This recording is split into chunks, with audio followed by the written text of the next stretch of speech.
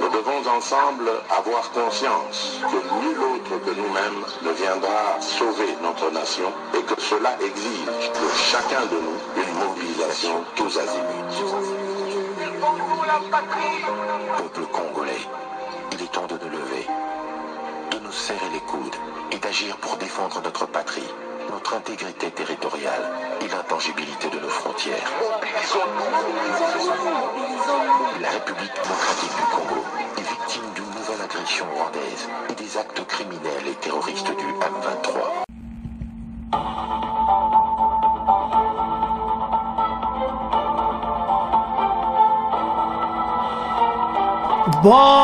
Bonsoir, bonsoir, bonjour, c'est Congo News 24. Bande Konanga, comme toujours avant de commencer notre émission, nous disons merci à Dieu. Nous disons merci à nos chers abonnés et téléspectateurs qui nous suivent partout dans le monde et en RDC. Bande Konanga, soyez les bienvenus. À la une, chers téléspectateurs, on va commencer cette émission Bandeko avec le cardinal Ambongo Oya Yindisi. Les changements de la constitution. Bandeko makamboza kosakana ngote. Alors, cardinal Ambongo alobi batu baza ko dépenser énergie na bango sur la constitution au lieu que ba kipe na ba jeune. Ezaya ko inda esi indi. Deuxième point, chers téléspectateurs. Le combattant de FNL désirait de quitter la RDC et rentrer au Burundi. Alors, le gouvernement RDC baza kubongisa ndenge nini bato yo bakende na mboka na bango. Toza la connecte.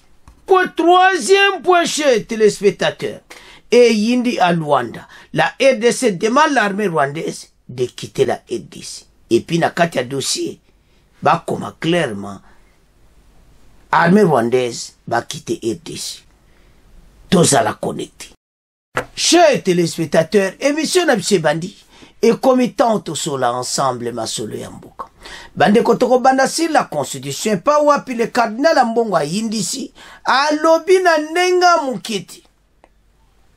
Tokoyoka ebiso nyonso po bande ko makamba constitution oyo eza ya kusakanati. Toyoka Mbongo après tokoyoka kamitatu makambo eza mobulu awa tozala connecté bandeko parce que makambo eza ya kosakana te. Alors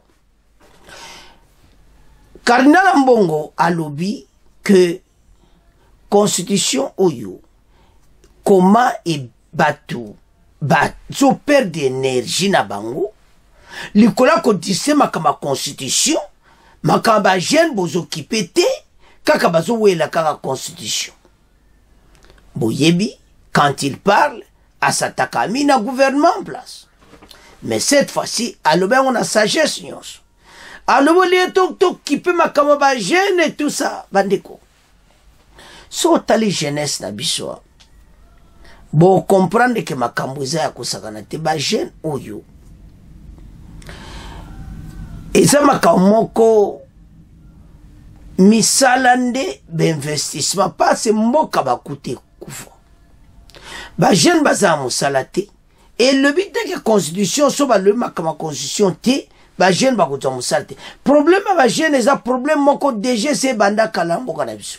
D'abord sur les 100 millions 60% sont des jeunes 70% on en parle ne bazoloba.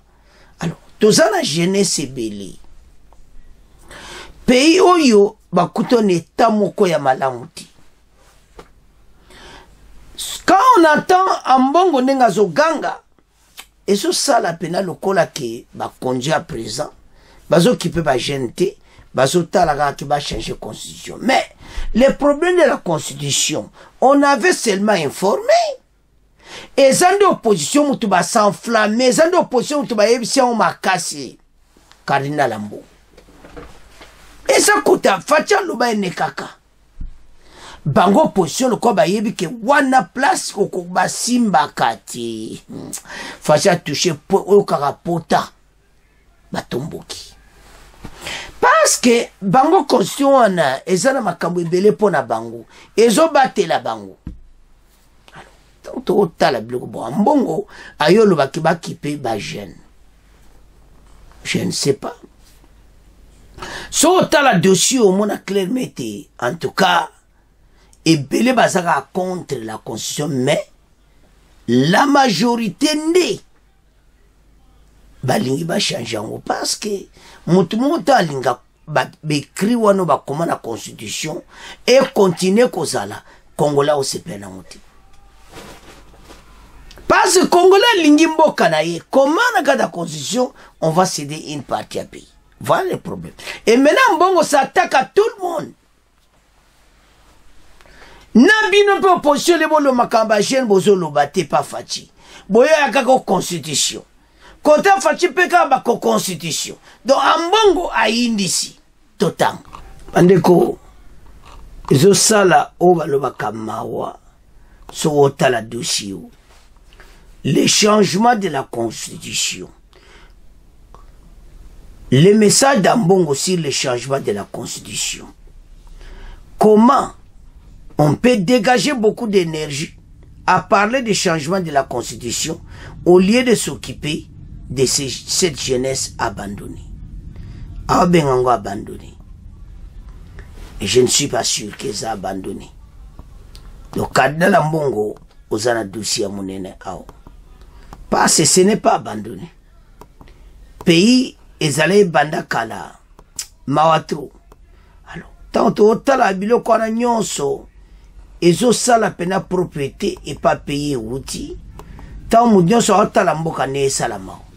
Le cardinal Fridolin Ambongo a fustigé la révision constitutionnelle dimanche 24 novembre à Kinshasa. Au cours de son homélie à l'occasion de la journée des diocèses des jeunes catholiques, les prélats catholiques estiment que les politiques congolais désormais se concentrer à résoudre les problèmes sociaux de la population que de s'époumoner autour de la révision ou le changement de la constitution.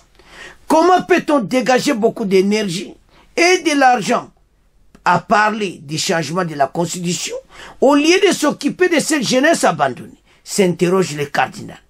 S'adressant aux jeunes Fridolin Mbongo, les a encouragés à ne pas laisser personne voler leur avenir. Malheureusement, à voir la réalité que vous vivez aujourd'hui, tout porte à croire que cette jeunesse est sacrifiée. Donc, malobanaye ezikisa kakamoto, soit au talibien, à s'attaquer à chef de l'État.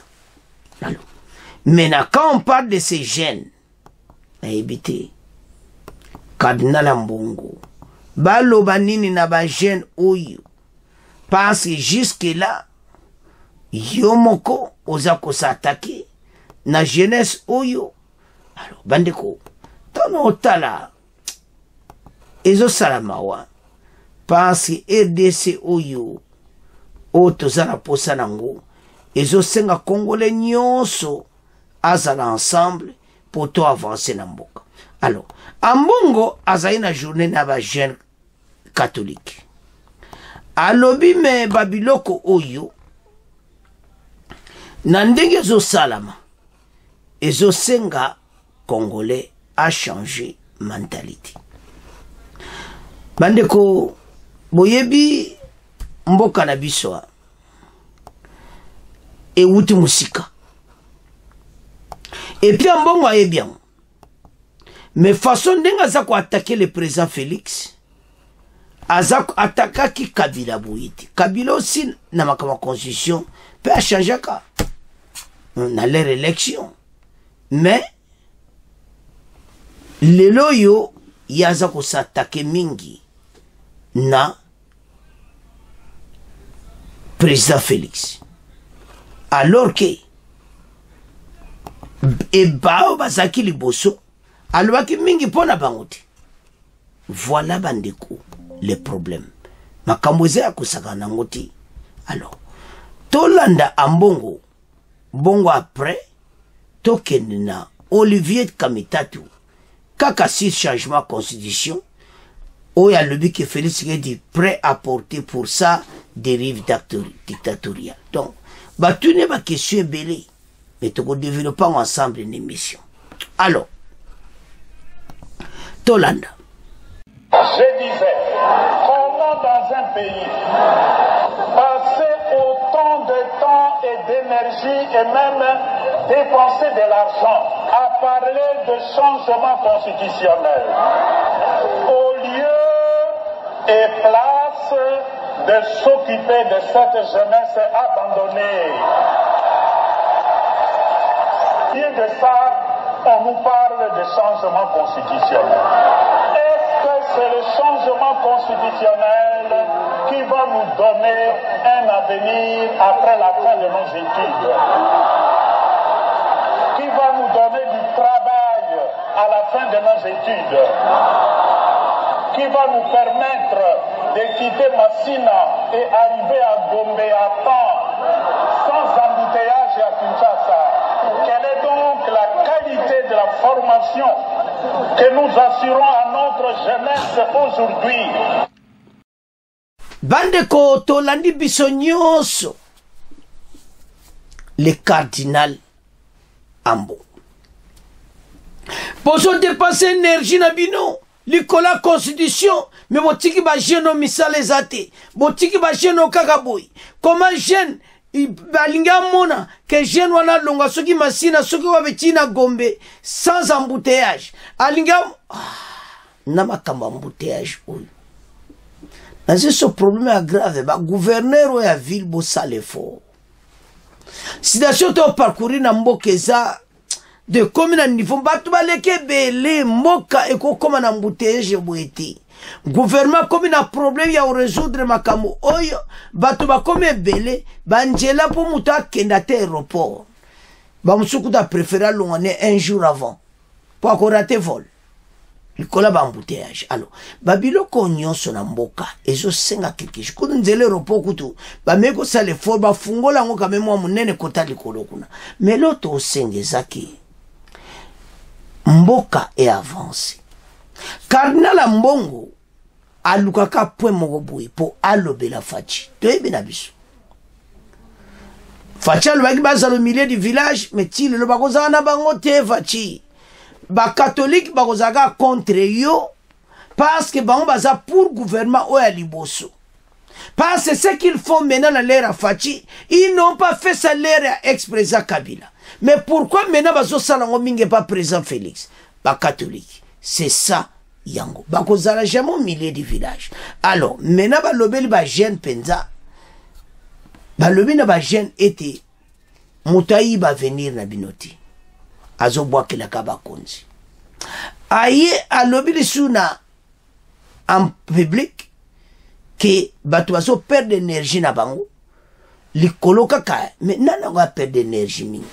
Et ça de opposition baluka kalikamo boye po baloba bande ko likamba constitution faut mona que problème eza po batu bakotomboka boye te tozo na kamitatu boko yo kai kamitatu alobi mabe mais na ebité paye ngoto oke na ndenge ni toki etiet wana kamitatu ya Mbongo to tiro na bino ya le bato apete énergie pamba oliba kipe ba jeune tokende na kamitatu lui le azaki président assemblée nationale bandimaki constitution wana mazo kamwa Fachi azo mema na ndenga dictature n'est pas installé dictature na EDC yango na Fachi kanga milango yango bango pe bazo sepela te parce que batuni ba question na ba français interview moka sur la constitution et ce article ne zama beko changer ya lobby mais ba si ba voter qui on a référendum on peut pas changer non batu yo bazama be kamita tu le sais que la constitution c'est bien écrit que ba ko changer yango alors maintenant soto tala batu makama conscient et bebsi mette mon position pour la nini. Question qu'on se pose. Bino na opposition, boza ba congolais, ba koloba, oui. Ce qui boza ba vrai ba congolais na opposition. Mais bon, makambo total yango bien bo arrangé. Mais pourquoi bino boza boye? Bana mboka, makambo za mobulu.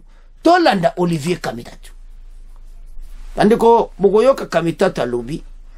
Félix Tshisekedi veut tout prêt apporter pour sa dérive dictatoriale. Donc Oyo Kamitatu alobi na interview na biya zaki président Assemblée nationale. Makambo yo bandaka batuni. Alobi d'abord ce n'est pas une constitution de belligérants. C'est une constitution qui a été adoptée par un référendum le 18-19 décembre 2005. Promulguée en février 2006, 85% des Congolais ont dit oui à la constitution, mais l'air en tant que la dictature. Alors j'étais président de l'Assemblée nationale, j'ai animé les débats qui ont abouti à l'adoption du projet de constitution. Non. Tout cela, en réalité, la volonté du président Félix, c'est de déverrouiller un article qui le contraint en 2028 à quitter le pouvoir. Il veut garder le pouvoir et il trouve tous les arguments les plus grotesques. En fait, Félix Tshisekedi veut une constitution qui soit un prêt-à-porter pour sa dérive dictatoriale. Mais Batuni, que le président a déclaré la semaine dernière que je n'ai dit et le commentaire c'est troisième mandat. Batuni question. Non, ce n'est pas clair du tout. Rien. Ce n'est pas clair à la démarche du président Félix. C'est un homme qui manipule l'opinion. Il y a quelques années encore, Félix Tshisekedi était à côté pour défendre la Constitution. Lui-même a déclaré qu'il faudrait marcher sur son corps pour que cette Constitution puisse être changée. Moïse Katumbi a amené Félix Tshisekedi au Quai d'Orsay, aux affaires étrangères à la Maison Blanche, pour ensemble se battre pour le maintien de toutes les dispositions de la Constitution. On a conduit des jeunes Congolais à manifester. Alors, Ozomona, et certains ont été tués, Rossi Chimanga, Thérèse Kabangala, ont laissé leur vie sur ce combat mené par toute l'opposition. Mais Mouto Asiko Baboma Yesiko Batouana Basali Bangonini. Makambo eza mobulu. Kamitatu a lobé à l'Assemblée nationale, baza minorité, vous n'avez quelques dizaines de députés, ndeni bosa la face à plus de 400. Makambo eza minene. Mais avant de continuer, tola nanano Kamitatu, bon auto développer mission na biso. Olivier Kamitatu, bonjour. Bonjour. La Constitution de 2006 est obsolète et fait la part belle aux belligérants, dit Augustin Kabouya, le secrétaire général de l'UDPS au pouvoir. Est-ce qu'il n'y a pas en effet des articles à revoir dans la loi fondamentale? Eh bien, d'abord, il faut battre en brèche ce qui se dit. Ce n'est pas une constitution des belligérants. C'est une constitution qui a été adoptée par un référendum constitutionnel organisé le 18 et 19 décembre 2005, promulgué en février 2006. Donc 85% des Congolaises et des Congolais ont dit oui à ce texte, à cette constitution. C'est bien la constitution de tous les Congolais, élaborée par des constitutionnalistes. À cette époque-là, d'ailleurs, j'étais président de l'Assemblée nationale et j'ai animé les débats qui ont abouti à l'adoption du projet de constitution que le peuple a adopté massivement à 85% des voix. Alors, comme vous dites, à l'époque, c'était un régime de transition dirigé par d'anciens belligérants. Notre constitution a été élaborée à l'étranger par des étrangers, dit le président Tshisekedi. Est-ce que ce n'est pas en effet un texte qui a été rédigé en 2005 par les belligérants de l'époque, qui était conseillé par des Européens? Absolument pas, et je pense que Félix Tshisekedi n'est pas à une énormité près. Ce texte a été élaboré, en tout cas l'avant-projet, par des constitutionnalistes, d'éminents juristes, comme le professeur Mampouya, le professeur Bob Kabamba, toute une équipe qui a travaillé, des constitutionnalistes congolais. Et je pense qu'aujourd'hui, d'ailleurs, cet argument, Félix Tshisekedi n'ose même plus le brandir tellement il est énorme. Et ces constitutionnalistes, ils n'étaient pas aussi étrangers? Il y a eu des experts qui sont venus pour donner leur appréciation, leur expérience.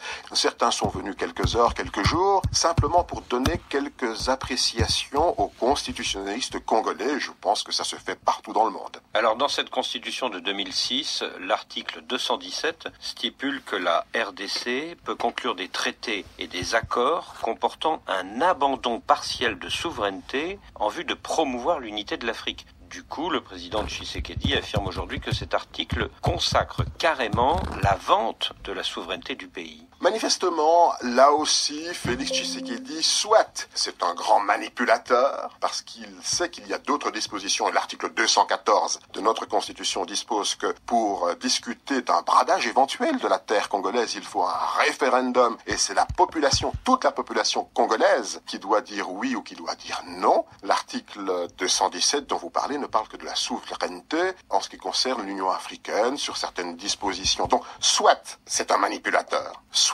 il n'a pas lu la Constitution. Non, tout cela, en réalité, la volonté de Félix Tshisekedi, c'est de déverrouiller un article qui le contraint en 2028 à quitter le pouvoir. Il veut garder le pouvoir, il veut y rester, et il trouve tous les arguments les plus grotesques. Il y a quelques années, la Cour constitutionnelle, au vu de la Constitution actuelle, s'est déclarée incompétente pour juger l'ancien Premier ministre Matata Ponyo, qui était soupçonné de malversation. Et du coup, aujourd'hui, l'UDPS au pouvoir crie au scandale et dit que c'est la preuve que la Constitution a été rédigée par des responsables politiques qui voulaient se garantir une totale impunité. C'est absolument faux. L'impunité, c'est bien Félix Tshisekedi qui a instauré ce régime d'impunité dans le pays. Et tout ce qu'il fait ne sert que ses intérêts personnels. Ce n'est pas pour le bonheur des Congolais qu'il veut changer la Constitution dans un pays déjà dont il n'est pas parvenu à maintenir l'intégrité du territoire, où des millions de Congolaises et de Congolais aujourd'hui vivent très loin de chez eux, sans eau, sans électricité, 7-8 millions de déplacés internes, 1 million de réfugiés à l'extérieur.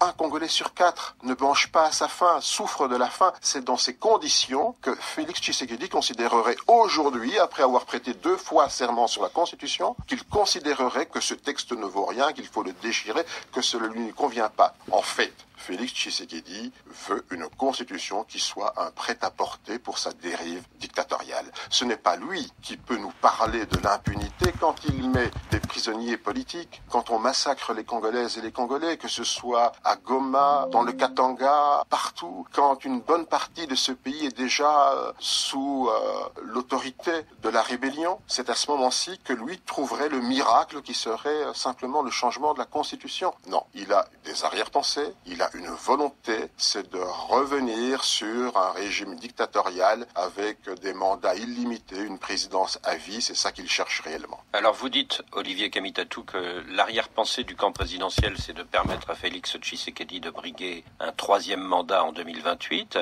mais le président a déclaré la semaine dernière, ce que j'ai dit il y a quelques jours à Kisangani n'avait absolument aucun lien avec un quelconque 3e mandat, je ne suis pas venu à la tête du Congo pour m'éterniser au pouvoir. D'un côté, il veut changer la Constitution, il veut la modifier, c'est une Constitution rédigée à l'étranger par des étrangers, il massacre les dispositions de cette Constitution, il manipule l'opinion congolaise à des fins personnelles. Il faut le rappeler, ce texte est réellement le socle sur lequel l'unité du pays se fonde aujourd'hui. Mais quand Félix Tshisekedi affirme « ce que je dis n'a absolument aucun lien avec un quelconque 3e mandat », c'est clair ça, non? Non, ce n'est pas clair du tout. Rien n'est clair dans la démarche de Félix Tshisekedi. C'est un homme qui manipule l'opinion. Il y a quelques années encore, Félix Tshisekedi était à nos côtés pour défendre la Constitution. Lui-même a déclaré qu'il faudrait marcher sur son corps pour que cette Constitution puisse être changée. Moïse Katumbi a amené Félix Tshisekedi au Quai d'Orsay, aux Affaires étrangères, à la Maison-Blanche, pour ensemble se battre pour le maintien de toutes les dispositions de la Constitution. On a conduit des jeunes Congolais à manifester. Certains ont été tués, Rossi Chimanga, Thérèse Kapangala, ont laissé leur vie sur ce combat mené par toute l'opposition, Moïse Katumbi, Félix Tshisekedi. Et aujourd'hui, quelques années après, par amnésie, il crache sur la mémoire de ces victimes, de ces martyrs, simplement pour une volonté tout à fait personnelle de conserver le pouvoir au-delà des mandats constitutionnels. Manifestement, Félix Tshisekedi aura partie difficile face au peuple congolais qui est extrêmement jaloux des dispositions de cette constitution et particulièrement celle ayant trait à l'alternance du pouvoir après le mandat. Alors la semaine dernière, vous, les principaux dirigeants de l'opposition, vous avez créé un front commun, ce sont les forces politiques et sociales contre la dictature et le changement de constitution. Mais l'an dernier, vous n'avez pas été capable de désigner un candidat commun contre le président sortant. Est-ce que vos divisions ne font pas le jeu du pouvoir? On ne peut pas comparer la situation de l'an dernier à celle que nous vivons aujourd'hui. Aujourd'hui, cette coalition n'est pas une coalition pour la conquête du pouvoir. C'est une coalition pour sauver la nation d'un grand péril. celui de voir la disparition de la République démocratique du Congo. Il ne faut pas oublier qu'aujourd'hui déjà, des centaines de milliers de Congolais se sentent discriminés. Certains ont pris les armes. Le pays est profondément divisé, comme il l'était il y a plus de 25 ans quand cette constitution n'existait pas. Donc aujourd'hui, c'est sauver la nation qui rassemble tous les Congolais qui veulent réellement un avenir pour ce pays, quel que soit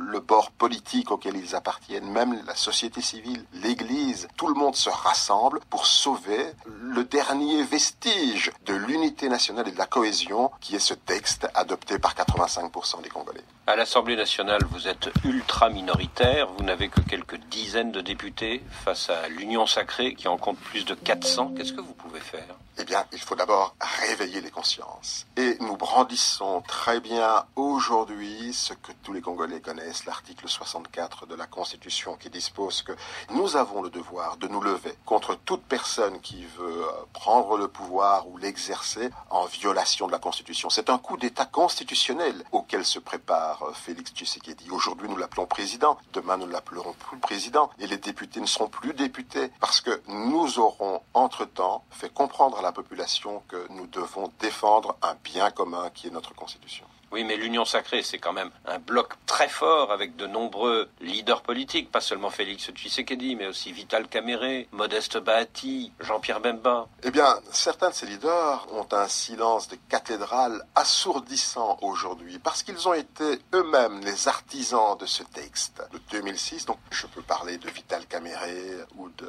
Bahati et de Jean-Pierre Bemba. Ils ont connu tout ce processus d'élaboration d'un texte qui a abouti effectivement à une apothéose heureuse de 85% des Congolais qui ont dit oui. Cette constitution, c'est la paix, c'est l'unité, c'est la réconciliation et c'est surtout un chemin d'avenir pour le pays. Avez-vous des contacts avec ces hommes politiques ? Nous ne l'avons pas aujourd'hui. Nous nous dressons contre la volonté du président Félix Tshisekedi dans une opposition qui aujourd'hui a retrouvé ses repères et qui se bat pour la défense d'un texte et des valeurs que porte ce texte. Donc vous espérez que ces leaders politiques qui sont actuellement dans l'Union sacrée fassent défection ? Non, nous espérons simplement qu'ils se rappellent les valeurs que porte ce texte et ce qu'il a contribué à l'unité de ce pays. Nous ne pouvons pas aujourd'hui, pour les besoins d'un seul homme qui continue à piller le pays, à mettre en coupe réglée le Katanga, qui mène un train de vie insolent. Nous avons un héritage à protéger, c'est celui d'un pays qui est uni. Nous ne pouvons pas le sacrifier pour les caprices de Félix Tshisekedi. Olivier Kamitatou, merci. Bandeko tolandi biso nyonso Olivier Kamitatou. To bana lui azaki président Assemblée nationale. Animé yango pena bien Assemblée nationale puis bato va voter yango à lui 85%. À lui président Félix Yemo aboyaka yango. Bamba kenaka na bapona. Bandeko mais conjoncture actuelle l'air wana zaende mususu l'air wana bapaya balimbatika na pouvoir. Siko tozana bana mboka na pouvoir. Alors, batune question. Fatia lobi ki atika oloba 3e mandat. Alobi o azo manipule batu. O bwetala bata katumbi oyo. Mboka oyo ba Congolais bazana besoin ba changer constitution vouloir ou pas. Batuni. Union sacrée baza à peu près ba 400 députés. Bino siko bosa ndeni bozana elokoti. À peu près 100 députés, bon, ça l'a ndenge nini. À l'objet article 64, te ukota nanzila. Bateau, bazana, ba projet, bazo bon, ça déjà pour na makambo, mais ba yeba eti. Je veux vous dire que vous avez un échec. Parce que le peuple a voté en haut, makasi na mon sili. Et qu'on le cas. Après, bah, voyez, sur le bio que vote wane ya référendum, eza le kuta, eza solute. Babani manœuvre. Donc ce qu'ils cherchent, et ça mawa, bazana posa mobulu. Alors, maintenant, bisoyon sto landi wana. Bandi, ozomona teke bateau bazana un problème sérieux. Bazo yipse que quand même pourquoi babayati bateau wana nyonso babemba bazawana, bazo lobateka kabino. Donc pour nazomona que bateau ba corrompre bango. Alors que ce n'est pas ça. Congolais c'est afunguli miso à comprendre que makambo yo ezisu makamba ko tsaka bisoti. Donc bine opposition boya suko bomisa batuti. Parce Parce que vous aurez rappelé na makambo le cas ba babomaka na lera Kabila basala marche. Mais na lera Fachita. Alors, voilà la situation où tozanango. Opposition ba telemina ndenga mokiti. Mais journaliste a tuni bino boza minorité. C'est-à-dire les clairs mais je peux ce message pour la Congolo pour l'émission que école kanam. Toza la l'aise. Bateau basa pour n'être quoi biso ba changer constitution toza na besoin ba changer ango constitution eza ko correspond à la vie actuelle au Congolais et ça mindele une constitution où ils couvrir un groupe à bateau on n'acceptera jamais alors na makamba boso zotala non bateau va comprendre changement de mentalité paye ken boso alors bandeko batuni kamitatu torandi biso nyonso même si nombre ou ezali union sacrée ba okokati même ataba lancer opération ndeni ko simbati ba jeune nyonso ba ko voter pour la constitution bande ko CPI botala n'est pas de voter ba mutako ya conception kana mwe makasi boete ça ne va pas aller puis ça ne va pas marcher y'en a ça un vrai Congolais. Lève-toi pour votre pays. Au téléma, au Bengala, cet ennemi, au Yalinimbo qui avance. Opposition, bah, téléménima comme ma constitution. Alors, Banamboka, tu tires on a bien, tu manques un deuxième point. Baneko, deuxième point, tu as ba Burundi. FNL, ou yuba opposant, ou yuba zakana EDC, bah, moni pena que ce qu'il faut ba changer.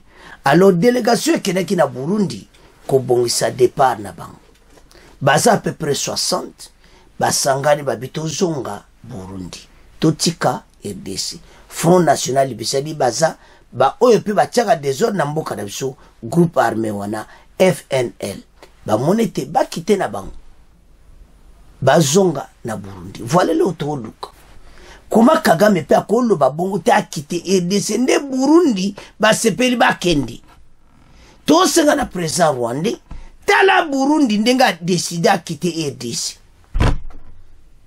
bato bazama be ba rwandais bakangami na RDC non tala Burundi azo quitter to tanga non eza possibilité parce que bato ba besoin ba quitter alors 60 combattants de FNL désiraient de quitter la RDC et rentrer au Burundi. Parce que la monnaie était trop, c'est trop. Namakamonde que ça ne va pas.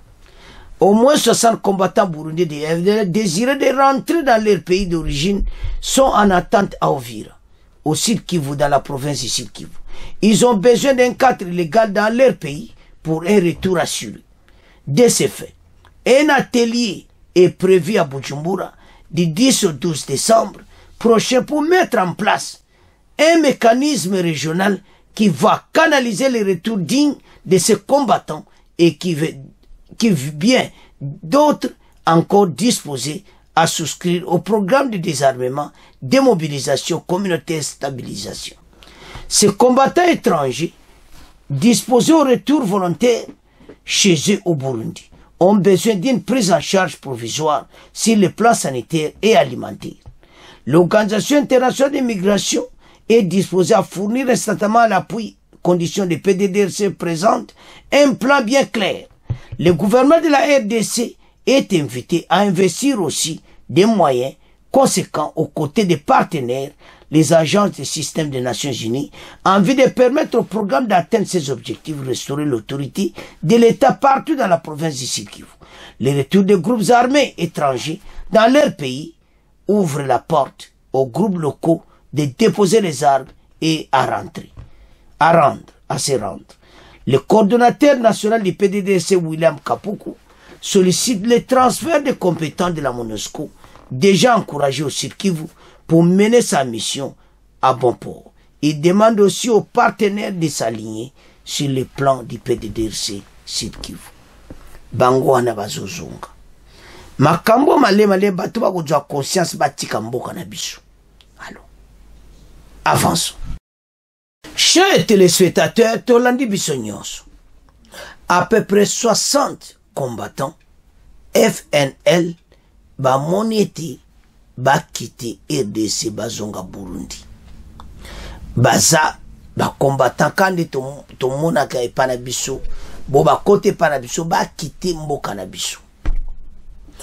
Tala ndenge bo babongisi le 12 décembre délégation moko eseke kuna na Burundi kobongisa retour na bango batika na mboka na biso batu baza viole batu azoboma batu emena ba Burundi oyo basepeli bazonga.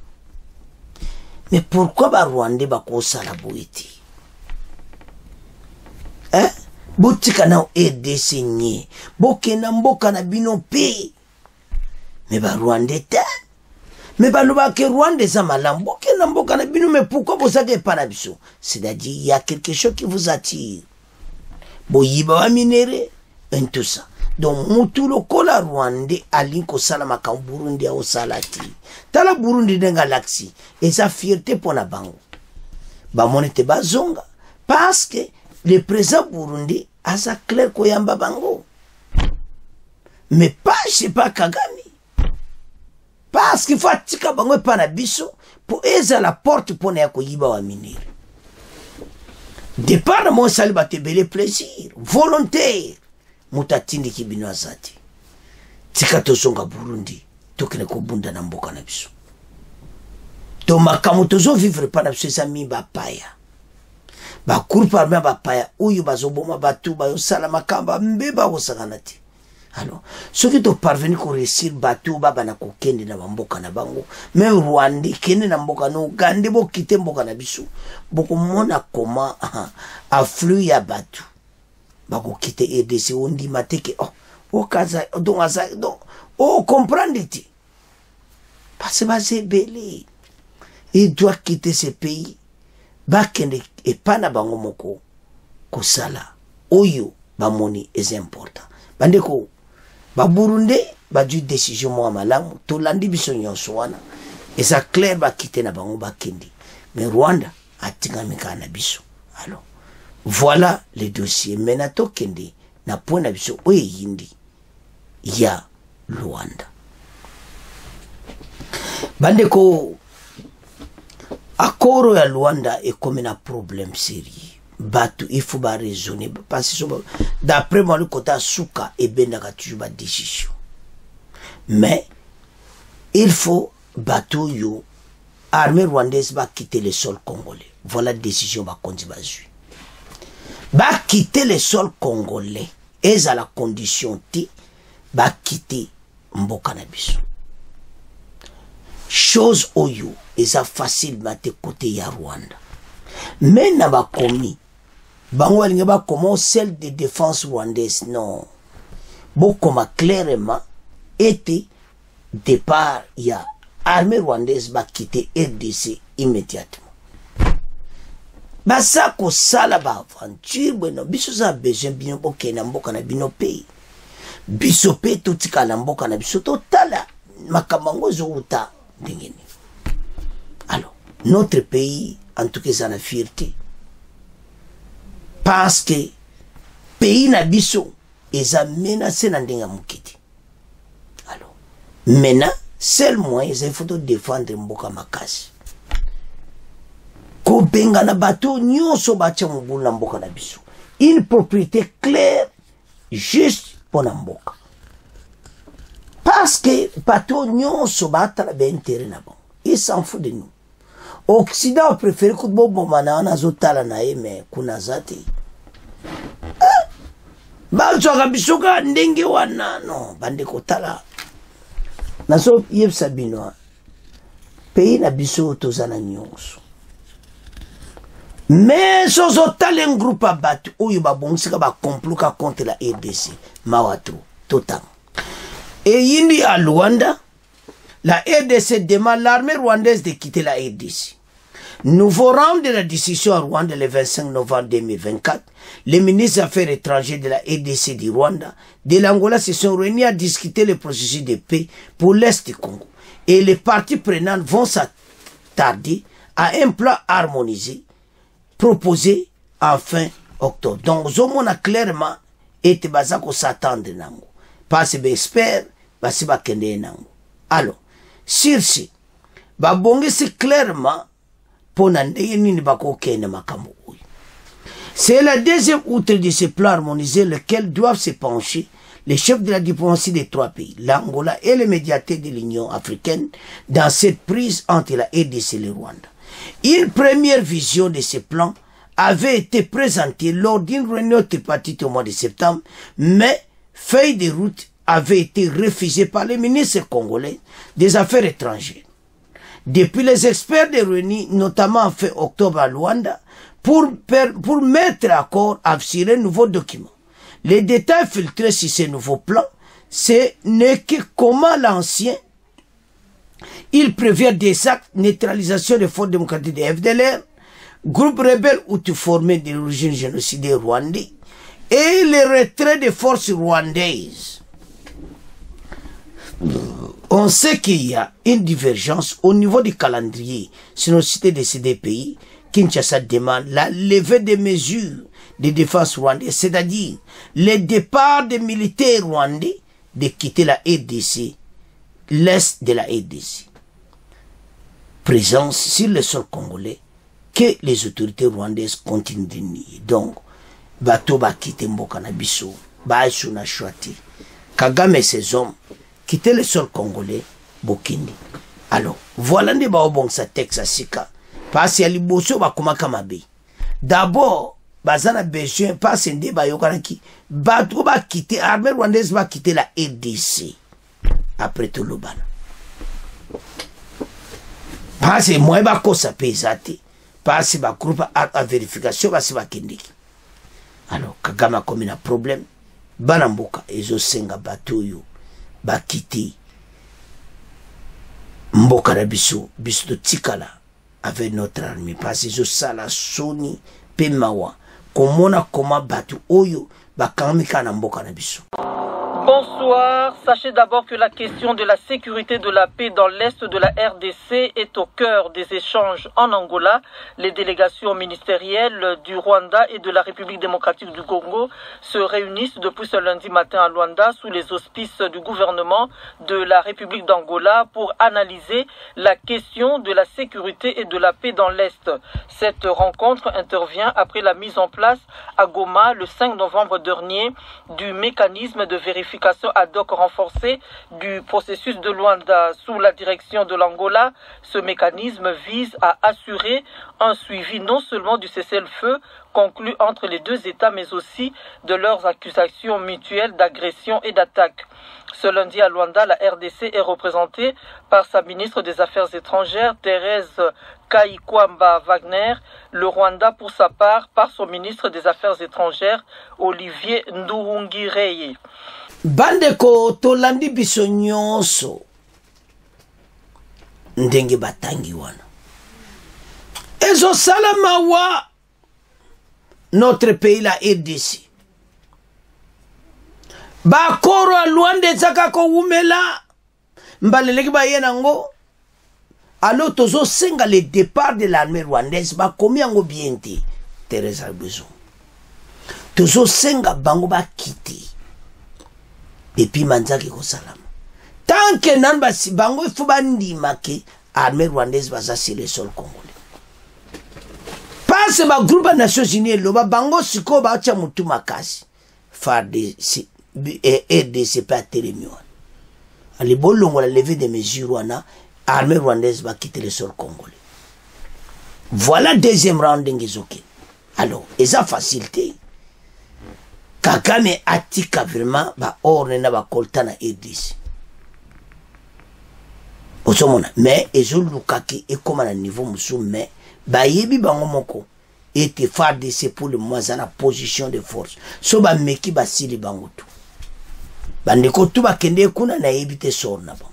Alors, banamboka tozana nyonso soto lobito koma grande puissance to koma kaka ezo dépend de mentalité ba congolais et dépense na bat vivacité ba congolais courage ba congolais et te toko koma na position ya monene oyo tozana posana ya onto esa ba congolais ke makambo nyonso ezo leka ezo senga mo nyonso a comprendre était position biso tozana ngona RDC, ce que nous avons mutako sakana bisoti. Le président Rwanda sakasake pas déjà au début babanda kanaye. Il y a FCC et tout ça, mais le autre comme la FCC cache. Mais il y a article oyo ezaki mabe bato bakiti. Alors, bandeko, et sa situation moko claire. Et ça kutu, il fallait kabasa lango très rapide, makamutu esili. Voilà oyo tozoli kanango parce que bato nyons o batelemeli mboka na biso.